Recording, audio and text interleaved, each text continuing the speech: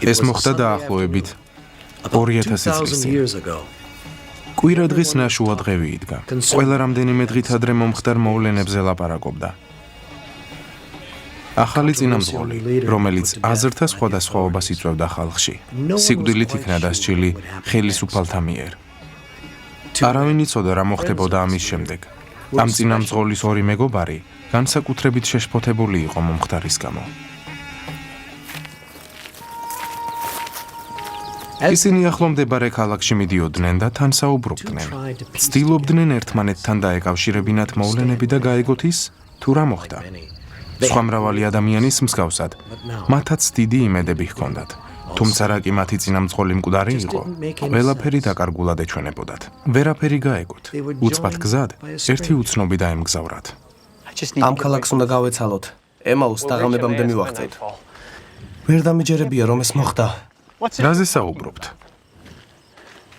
იერუსალიმში მხოლოდ შენ არ გსმენია ბოლო რამდენიმე დღის განმავლობაში მომხდარის შესახებ. და რა მოხდა? მათის მოკლეს. პარასკევს სიკვდილით დასაჯეს. ვინ მოკლეს? ნამდვილად არაფერი გსმენია? ვიღაც დამნაშავე.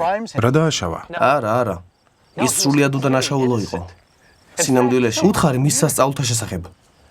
მას ჰქონდა ძალაუფლება იმისა, რომ ყისიერად განეკურნა ადამიანები. ბრმა კაცს თვალები აუხილა, ბრმას, რომელიც მთელი ცხოვრება ვერაფერს ხედავდა, ერთი შეხებით სრულყოფილი თვალის ჩინი დაუბრუნა. მრავალი მსგავსი სასწაული მოახდინა. კეთროვნების განკურნება შეეძლო, გამხმარი ხელი აღუდგინა კაცს. იაიროსის ასული? ხო, იაიროსის ასული. გოგონა მკვდარი იყო. ჩვენ თავად ვიხილეთ ის. მან კი გააცოცხლა იგი. ძალიან ბევრი ხალხი იყრიდა თავს მის მოსასმენად. ათასობით ადამიანი. და რაც ლაპარაკობდა, ის ღვთის მიერ წარმოგზავნილი წინასწარმეტყველის ძალაუფლებით ლაპარაკობდა. თუმცა სხვა რელიგიურ წინამძღოლებს არ ჰგავდა. რითგან სხვებდებოდა მათგან?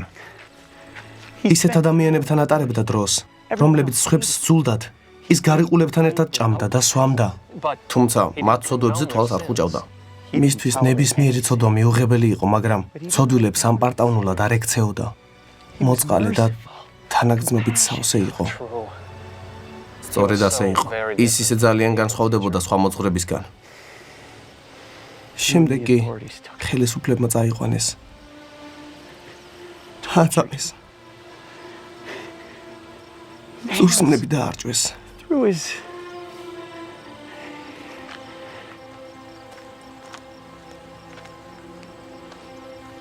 გოლგოთაზე. ჯვარს აწვეს. პარასკევს. ის პარასკევს მოკვდა იქ.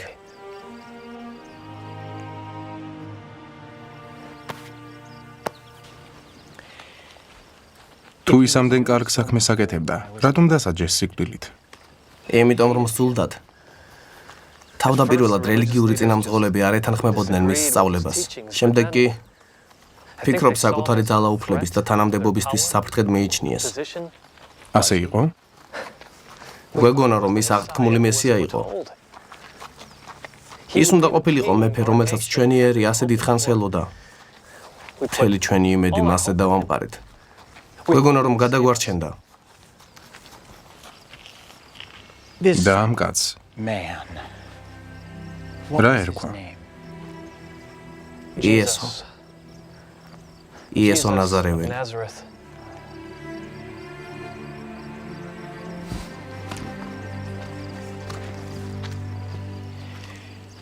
იყავით ამ იესოს სამარხთან? არა, რატომ გეკითხები? ზოგიერთი ჩვენი მეგობარი იყო იესოს სამარხთან ამდილით. უცნაურია, მაგრამ გითხრეს რომ სამარხი ცარიელი იყო. ვერაფერი გავიგეთ. საერთოდ ვერაფერი გაგვიგია. უბრალოდ არ გვესმის რა ხდება. როგორ არ გესმით?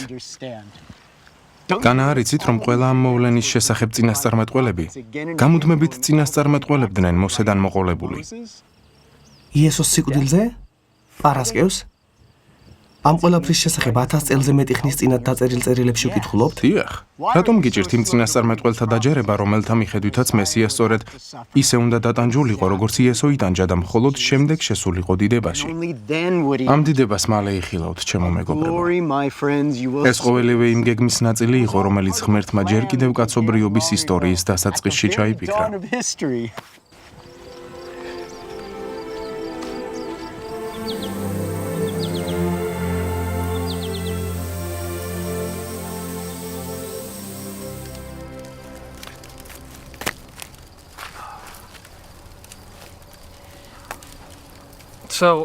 შენ ამბობ, რომ იესოს სიკვდილია იმ უძველესი წინასწარმეტყველების აღსრულება.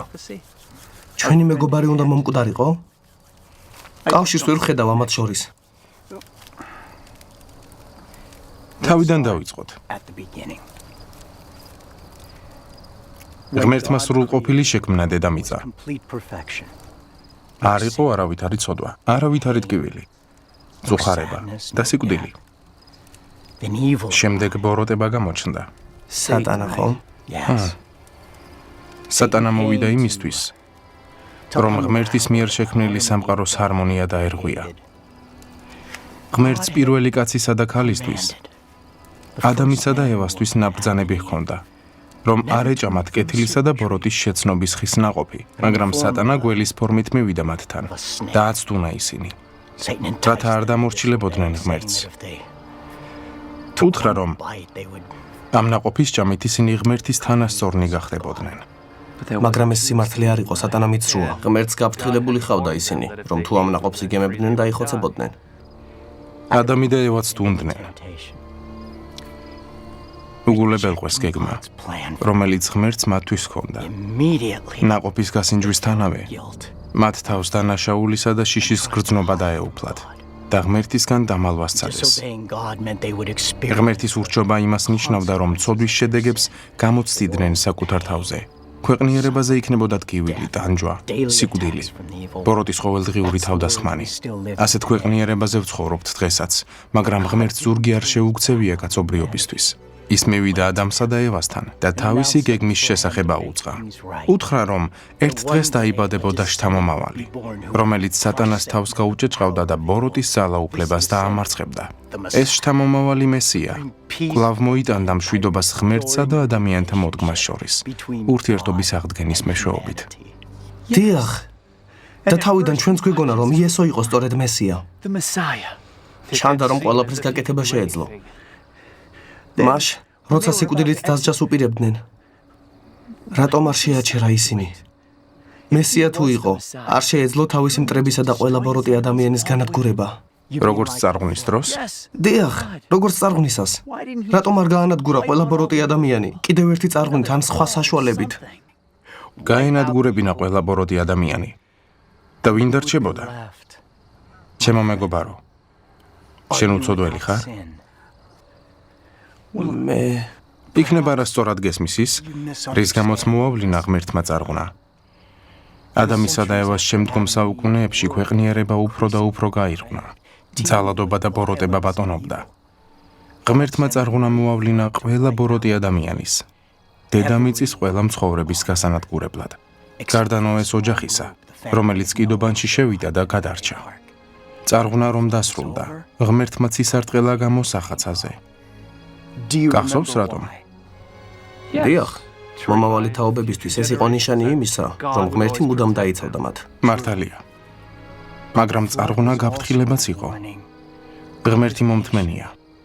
თუმცა მისი მოთმინების ფიალაც ივსება, როგორც ეს ნოეს დროს მოხდა. დადგება სამსჯავროს დღე. ერთხელაც ყველა ადამიანი ღვთის წინაშე პასუხს აგებს საკუთარი ცოდვების გამო. ნოეს მსგავსი მართალი ადამიანებიც კი? ყველაზე მართალ ადამიანსაც კი შეუძლია ბოროტების ჩადენა.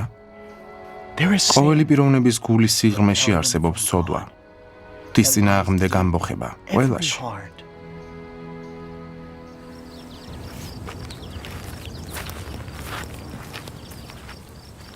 თუ ყველანი ცოდვილები ვართ და ღმერთს კი სძულს ცოდვა, მას განწირულნი ყოფილვართ. საშინელი და მარადიული სასჯელი გველოდება. რის გაკეთება შემიძლია? ოდესმე შევძლებ იმდენი კარგი საქმის გაკეთებას, რომ ღმერთის კმაყოფილება დავიმსახურო. ვერავარ შეძლებ, რადგან ღმერთის სრულყოფილებას მოითხოვს. მაგრამ გამხნევდი, მეგობარო, იმიტომ რომ ღმერთს ესმის შენი მდგომარეობა. ის მოწყალებითა და თანაგრძნობით სავსეა. სწორედ ამიტომ დგამს ნაბიჯს შენს დასახსნელად. არ დაგავიწყდეს რომ ღმერთმა ადამიანებს აღუთქვა ხსნელი, რომელიც ყოველივეს მოაწესრიგებს და სრულყოფილად გაქცევთ ღვთისთვალში. ესაა აღთქმა, რომელიც უფალმა მისცა ადამსა და ევას. შემდეგ კი ნოეს. შემდეგ კი აბრაამს, ხომ? დიახ. მითხარი, რა იცი აბრაამისთვის მიცემული აღთქმის შესახებ? ღმერთმა უთხრა მას, რომ იმდენი შთამომავალი ეყოლებოდა რამდენი ვარსკვლავი ცააცაზე. მაგრამ აბრაამი თითქმის 100 წლის იყო. მის ცოლს სარას კი შვილების გაჩენა არ შეეძლო. თუმცა ღმერთმა თავისი დანაპირები შეასრულა. ხომ ასეა? სარას ეყოლა ძე და აბრაამი დიდი ერის მამა გახდა. ღმერთმა აბრაამს ისიც აღუთქვა, რომ ერთ დღეს მესია მის შთამომავალთა შორის დაიბადებოდა. ეს იმას ნიშნავს, რომ რა კი აბრაამის შთამომავლები ვართ, ღმერთის ყველა კურთხევა გადმოვა ჩვენზე. ზოგ შეიძლება ასეც სწამს და ფიქრობს, რომ ჩვენი ერი სხვებზე აღმატებულია. მაგრამ ღმერთი ამას არ გვასწავლის. გაიხსენეთ თავდაპირველი ისტორია. ღმერთმა აბრაამს აღუთქვა, რომ მიწის ყოველი ხალხი იკურთხებოდა აბრაამის შთამომავლის, მესიის მეშვეობით. აბრაამმა ირწმუნა ამ აღთქმის. სწორედ ამის გამო ჩაითვალა ის მართლად ღვთის წინაშე. გაიხსენეთ რა არის დაწერილი. აბრაამი ერწმუნა ღმერთს და ეს სიმართლედ ჩაეთვალა მას. ღვთისთვალში აბრაამის ნამდვილი შვილები ისინი არიან, ვისაც სწამთ მესიის, როგორც აბრაამს სწამდა. იმას კი მნიშვნელობა არ აქვს თუ რომელ ხალხს მიეკუთვნებიან ისინი. ჩვენ გვწამს, რომ იესო მესია იყო, მაგრამ თუ ის მესია იყო, მას რატომ არ გაგვათავისუფლა მტრებისგან?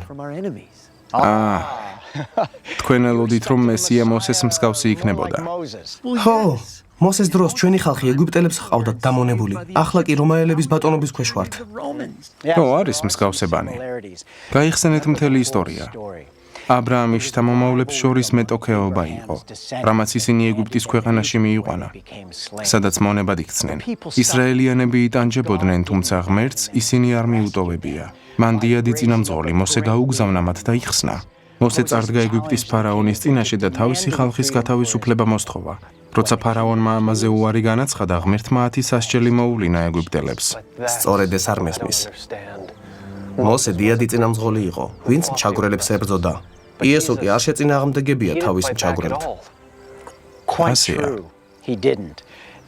არ შეწინააღმდეგებია, როგორც უმანკოგრავი. ახლა ვხვდები, უკანასკნელი სასჯელი. შენ ამბობ, რომ ეს იესოზე მიუთითებს. არ მესმის. რა იყო ეგვიპტელთათვის მოვლენილი უკანასკნელი სასჯელი? ყოველ ოჯახში პირმშემოკვდებოდა, გარდა მათი ოჯახებისა, გარდა მათი, ვინც უმანკო კრაუს დაკლავდნენ და მის სისხლს კარის წირთხლზე წაუსვამდნენ. სწორედ ასეა. ღმერთი ამით ხალხს უჩვენებდა, რომ უმანკო მსხვერპლის სიკვდილისგან გადარჩენას ნიშნავდა. სწორედ ამიტომ ვიხსენებთ ამას ყოველ წელს. ამიტომ აღვნიშნოთ პასექს. დიახ. და შენ ამბობ, რომ პასექი, რომელსაც მოსეს დროიდან მოყოლებული დღესასწაულობთ, იესოზე მიგვითითებს? ახლა მესმის. შესაძლოა ამით აიხსნება ის, რომ პასექის ღამით, როცა იესო მოწაფეებთან ერთად იჯდა, გატეხა პური და თქვა, ეს არის ჩემი სხეული. შემდეგ აიღო ღვინო და თქვა, ეს არის სისხლი ჩემი ახალი აღთქმისა. შესაძლოა იესო გულისხმობდა, რომ პასექისას უკან კი არ უნდა ვიხედებოდეთ და მოსეს დროს დაკლული კრავის სისხლს კი არ უნდა უყურებდეთ მხოლოდ, არამედ წინ უნდა ვიყურებოდეთ და მესიის სისხლისკენ უნდა გქონდეს მზერა მიპყრობილი. დიახ. მოსეს დროიდან ღვთის ხალხი კრავის სისხლით განიწმინდებოდა პასექისას. მათი ცოდნენ, რომ კრავის სისხლის დაღურის გარეშე არ იქნებოდა ცოდვების პატიება.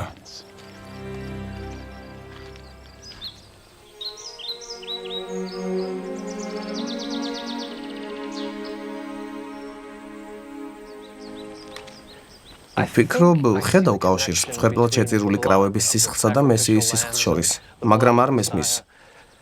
როგორ უნდა ეხსნა მესიის სიკვდილს ვინმე? ჩვენი რელიგიური წინამძღოლები ამბობენ, რომ რჯული და რიტუალები უნდა დავიცვათ, მაგალითად 10 მცნება და ამის შემდეგ გადავრჩებით.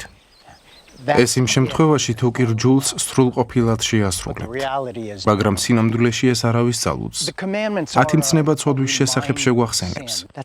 ეს ერთ-ერთი მთავარი მიზეზია იმისა, რის გამოც ღმერთმა ეს მცნებები მისცა მოსეს სინაის მთაზე. თითოეული მათგანი ადამიანის გულში არსებულ სისუსტეზე მიუთითებს და ცხადყოფს იმას, რომ ყოველი ადამიანი ეწინააღმდეგება ღვთის მიერ დადგენილ წესებს. თაყვანი არცე არავის, გარდა ჭეშმარიტი ღმერთისა, პატივი ეცი შენს მშობლებს, არ აკლა, არ იმრუშო, არ იქურდო, არავის დასწა მოცილი, არ ისურვო სხვისი საკუთრება. მე ვიცი მცნებები და ყოველთვის ვიცავდი მათ. სრულყოფილად იცავდი ყველა მცნებას. იცი მე ოდეს მე გამოგიჩენია სიხარბე, სიძულვილი, ეგოიზმი. გულის თქმა არ გქონია? არასწორი ფიქრებიც კი რჯულის დარღვევაა. მაგრამ მე კარგი ადამიანი ვარ. ყოველთვის ვეხმარებოდი სხვებს, როცა შემეძლო. ღარიბებს მოწყალებას ვაძლევდი. შეიძლება სრულყოფილი არ ვარ, მაგრამ ღმერთი სრულყოფილია და ის ადგენს წესებს. მისი წესები კი სრულყოფილებაა.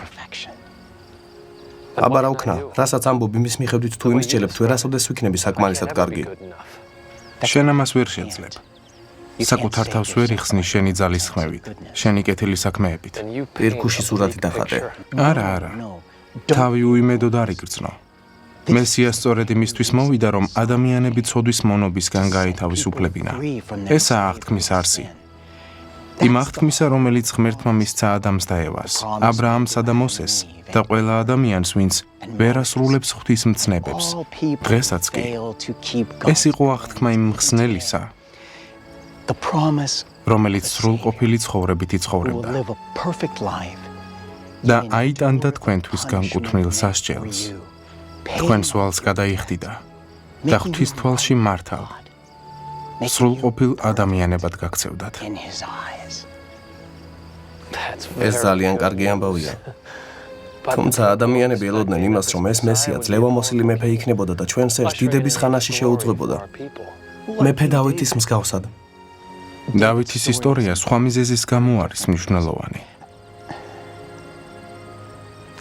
მოდით ამაზე ვისაუბროთ.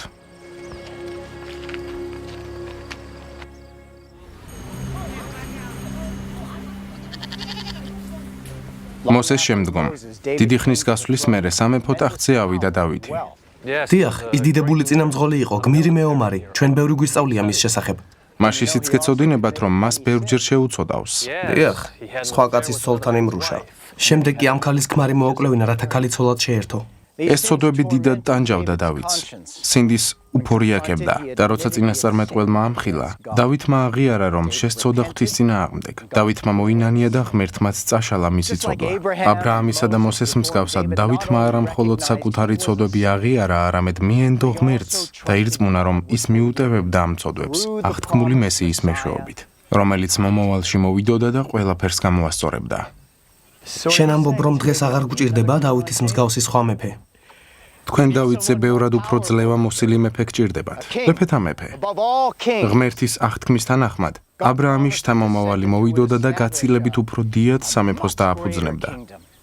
სამეფოს, რომელიც მარადიულად იარსებებდა და სადაც სრულყოფილი მშვიდობა იბატონებდა. და ეს აღთქმული შთამომავალი იესოა?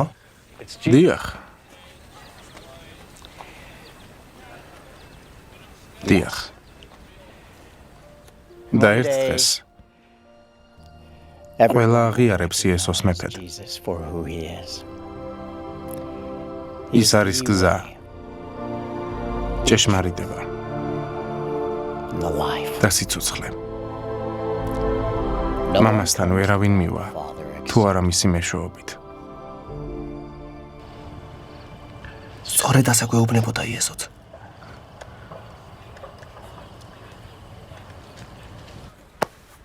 მოიცადე. სად მიდიხარ? უკვე გვიანია, ჩემი სახლი კი აქაა, მობრძანდი. დარჩი ჩვენთან, უფრო მეტი გვესაუბრე.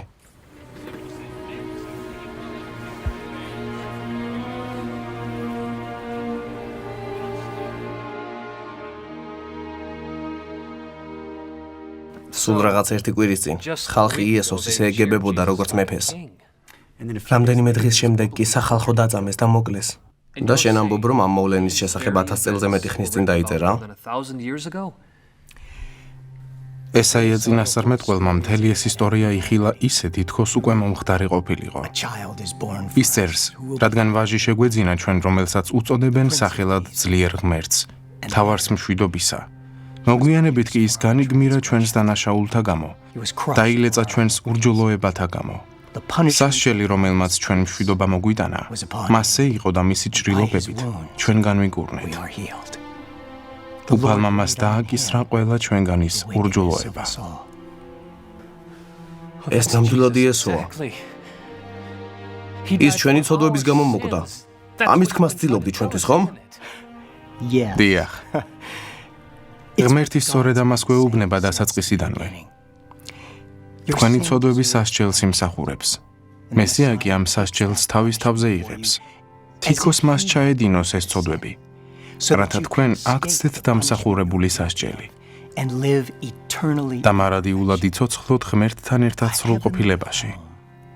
ზეციურ სახლში, რომელიც ძალიან შორსაა წუთისოფლის საზრუნავთა და უბედურებათაგან. სწორედ ამას მოელოდნენ ადამი და აბრაამი, ნოე და მოსე და ყველა წინასწარმეტყველი.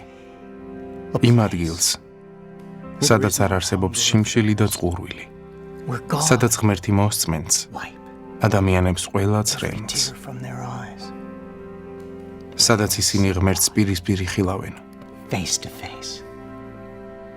ზეცაში იქნებიან ადამიანები ყოველი ერიდან, ჭომიდან და ენიდან.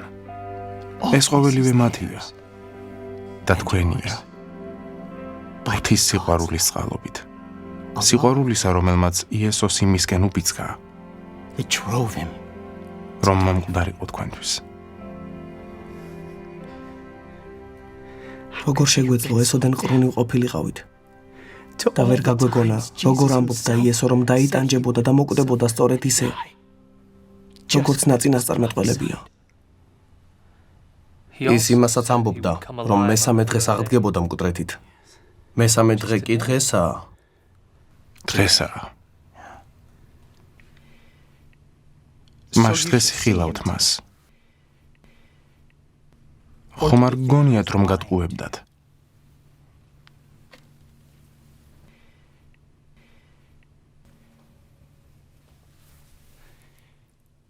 Baruch atah Adonai, Eloheinu melech haolam. როგორც ჩვენი მამები აბრაამი და ისააკი Jacob, და იაკობი იყვნენ კურთხეულნი შენ მიერ, ყოვლის შემძლე ღმერთო, მეფე ოცისა და ქვეყნისა, გვაკურთხე ჩვენც და აკურთხე ეს პურიც.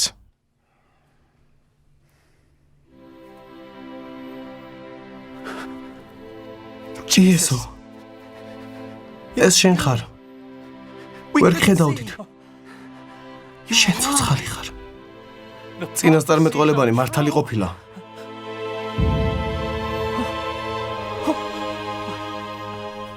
სხვებსაც უნდა უთხრათ.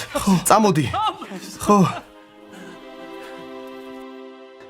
ახლა ყველაფერი მესმის. იესო მესიაა, ისაა წინასწარმეტყველებათა აღსრულება. დიახ, თითქოს გულში ცეცხლი მენთო, როცა ის ამ ყოველივესგან გვემარტავდა. ესაია მიწინასწარმეტყველა, რომ მესია ქალწულისგან იშვებოდა. ასეც მოხდა. წინასწარმეტყველი მიქა კი ამბობდა, რომ მესია ბეთლემში დაიბადებოდა. იესოც სწორედ იქ დაიბადა. წინასწარმეტყველებაში იმასაც ვკითხულობთ, რომ იესო აბრაამისა და დავითის შთამომავალი იქნებოდა. სწორედ ასეა. ესაია მისი წინასწარმეტყველა, რომ მესია ბრმებს თვალებს აუხელდა, ყრუებს სმენას დაუბრუნებდა და კოჭლებს გამართულად სიარულის უნარს. ეს ხომ საკუთარი თვალით ვიხილეთ. ის მკვდრებსაც კი აღადგენდა. 3 წლის წინ კი იესოს ნათესავმა იოანემ, იოანემ მიგვითითა იესოზე და თქვა, რომ ის იყო კრავი ღვთისა, რომელიც თავის თავზე აიღებდა მთელი ქვეყნიერების ცოდვებს. ის ამბობდა, რომ იესოა სამსხვერპლო კრავის შესახებ წინასწარმეტყველების აღსრულება, კრავისა, რომლის სისხლიც ჩვენი ცოდვების გამო იღრებოდა მოსეს დროიდან მოყოლებული. და ისიც თუ გახსოვს იესოს სასამართლოზე რომ ჰკითხეს, იყო თუ არა იგი მესია, რომელსაც ხალხი ასე დიდხანს ელოდა. მან თქვა, მე ვარო. იესო თავისი ცოდვის გამო არ უწამებიათ და არ მოუკლავთ, რადგან მას არავითარი ცოდვა არ ჩაუდენია. ის ჩვენი ცოდვების გამო დაისაჯა და ჩვენ ნაცვლად გადაიხადა საზღაური. ის იმიტომ არ მომკვდარა, რომ თავის მოძულეებზე უფრო სუსტი იყო. ამას იმისათვის აკეთებდა, რომ თავიდანვე ასე ჰქონდა განზრახული. ის იტანჯა და მოკვდა, რადგან ვუყვარვართ. მას ყველა ადამიანი უყვარს. თავიდანვე ეს იყო მისი გეგმა. დიახ, მისი მკვდრეთით აღდგომა იყო უმაღლესი წერტილი იმ სულიერი ბრძოლისა, რომლის შესახებაც წინასწარ ჰქონდა ნათქვამი ღმერთს. მან გაანადგურა სატანის ძალა და წყევლა სწორედ ისე, როგორც ადამსა და ევას აუწყა თავის დროზე.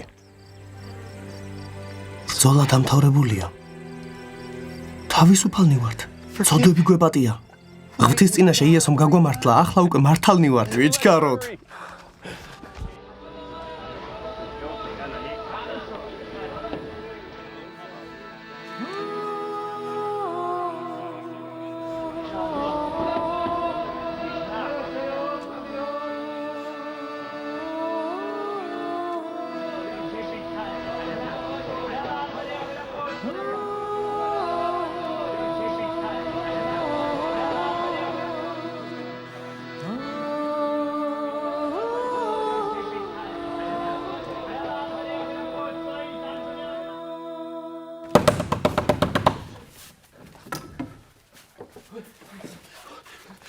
ჩვენ ის ვიხილეთ. მკვდრეთით აღდგა. ჩვენ სახლში იყო. პური გატეხა და უეცრად ვიცანით. ო, ხედავთ? სწორედ ისე მოხდა, როგორც დაწერილია, ის ცოცხალია. დიახ, უნდა გწოდნოდა. ის უნდა დატანჯულიყო, მომკვდარიყო და მკვდრეთით აღმდგარიყო. ამ ყოველივეს შესახებ დაწერილია წმინდა წერილში. ჩვენ უბრალოდ ვერ ვამჩნევდით ამას, თუმცა მან ყველაფერი გამგვიმარტა. ყველაფერი წმინდა წერილშია დაწერილი. ჩვენც არ გვჯეროდა, მაგრამ თურმე მართლა აღმდგარა მკვდრეთით. გჯერათ? წარმოგიდგენიათ, ჩვენი თვალით ვნახეთ ის. ველაპარაკებოდა, ყველაფერი გვიამბო. I came into my house, he broke bread, and there he was. I don't know how it was. შვიდობა თქვენ და ნუ შეშინდებით. ყოველთვის რატომ ეჭვობთ? შეხედეთ ჩემს ხელებს. შეხედეთ ჩემს ფეხებს. შემეხეთ. I'm not a ghost. ეს ნამდვილად მე ვარ. იესო. სული არ ვარ. სულს არ აქვს ხორცი და ძვლები.